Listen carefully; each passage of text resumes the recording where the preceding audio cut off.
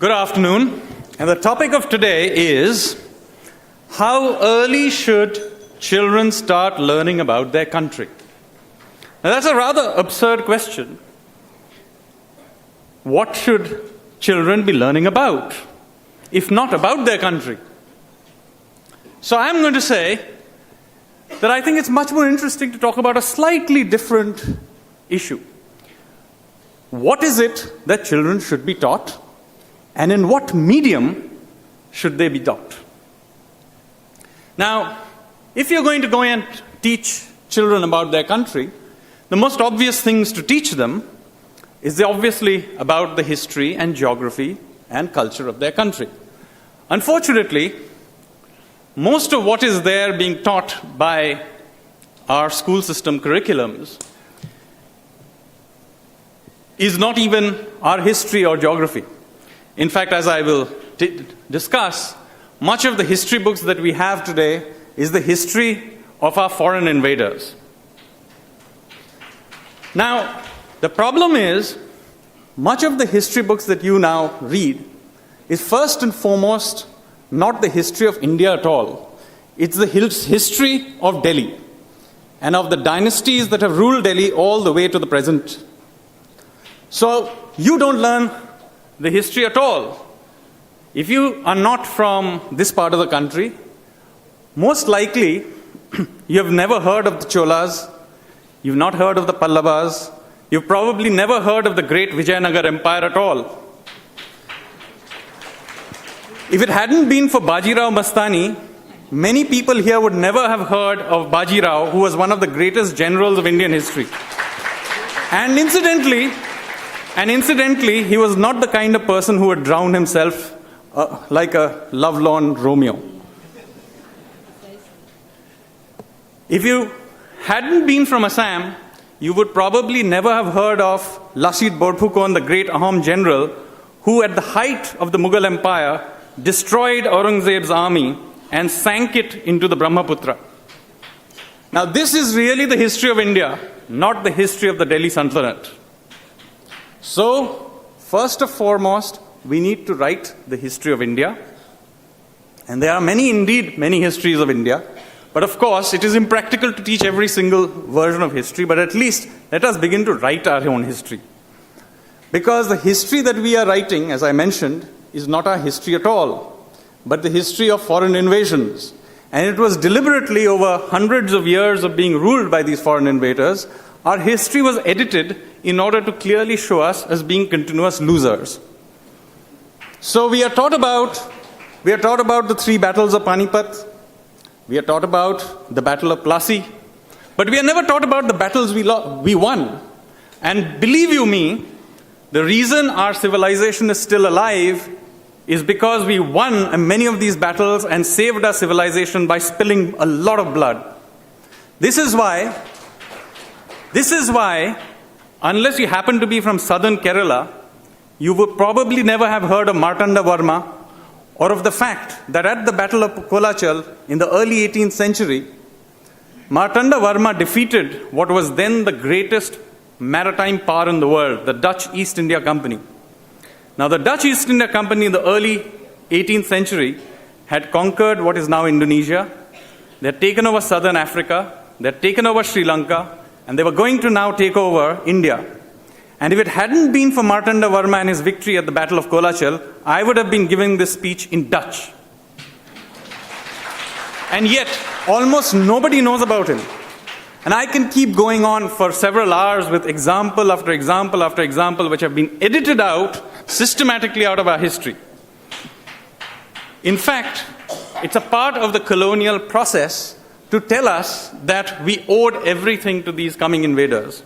So in fact, they invented something called the Aryan theory to tell us that even the civilization we have is a gift from white-looking people coming in from in Central Asia.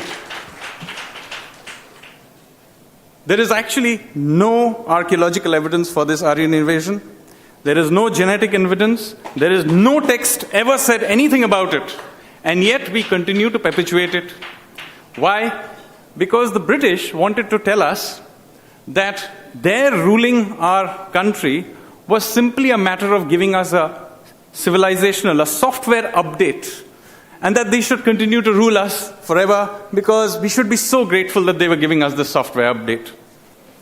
And this has been perpetuated in all kinds of small little ways. And it's systematically done, by the way. When kids read Phantom and Tarzan comics, what are they being told? They're really being told that you dark-skinned people are not capable of looking after yourself. There needs to be some white-skinned guy to be telling you how to live your lives and protect you. It is really a part of the same agenda. It's the Aryan invasion theory. Now, every country that was colonized was given this kind of similar theory. The Africans were told this, the Australians were, Aborigines were told this, the Native Americans were told this. But in each case, over time, they have edited out and changed their history to tell their own narrative. In fact, as the African proverb goes, so as long as the lions do not have their own storytellers, history will always eulogize the hunter. And that is the problem with us. We are not telling our own history. And incidentally, every time I bring up all these issues to historians, they actually agree with me. But when I say, why don't you then change the syllabus?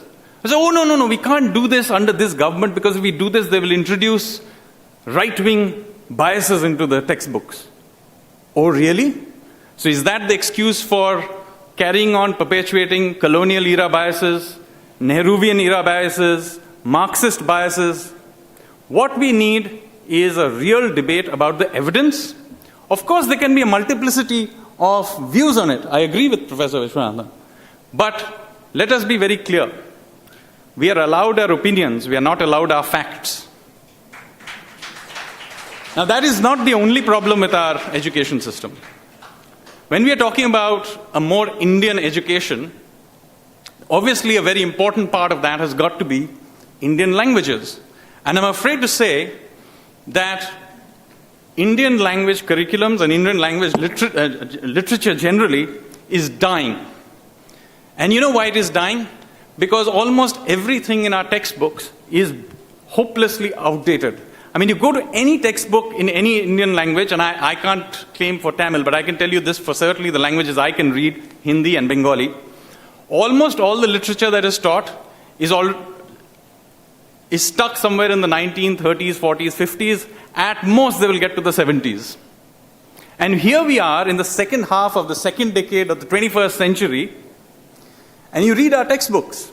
I mean, forget about laptops and cell phones that any child can see all around them. That's nowhere near getting in the textbooks. But you do not even have, you just read the Indian language literature textbooks. You do not even have mention of televisions or aeroplanes. There's essentially, we are stuck in those few decades over there. Now, I'm not saying that everything has to be modernized to modern times. If you want to even give a sense of an older use the Indian languages to give the children a sense of their older civilizational history, even that is not being done.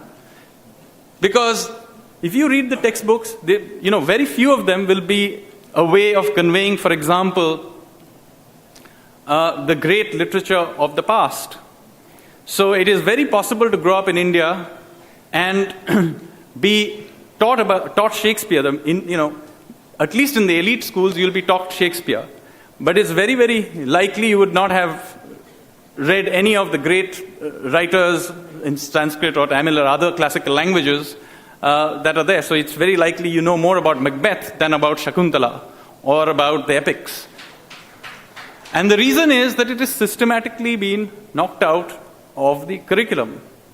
It is, if you try and bring some of it in, you will say, oh, it is saffronization or something like that.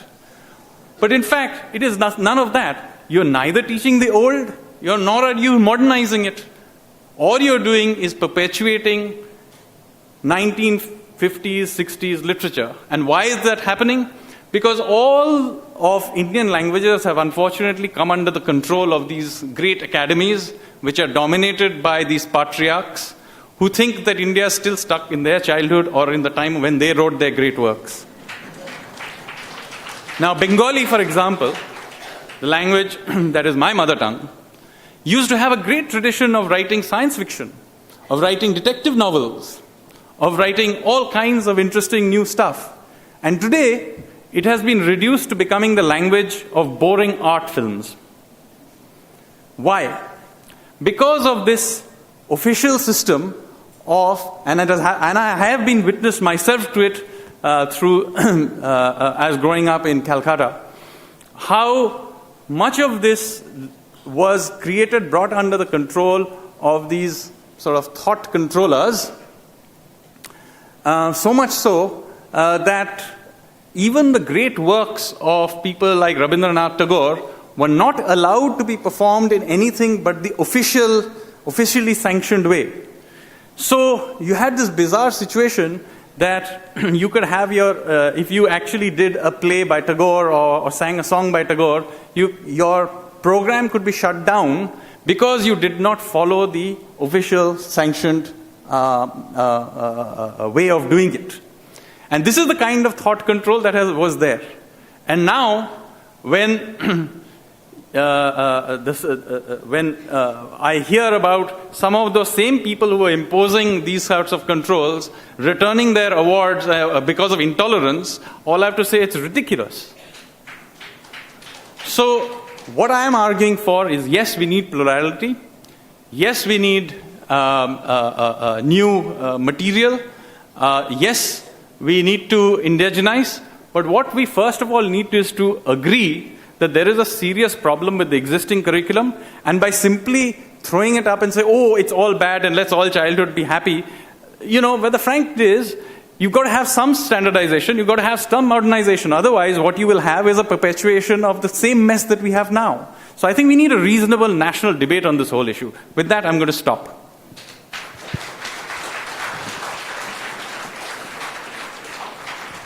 Thank you, Mr. Sulataji.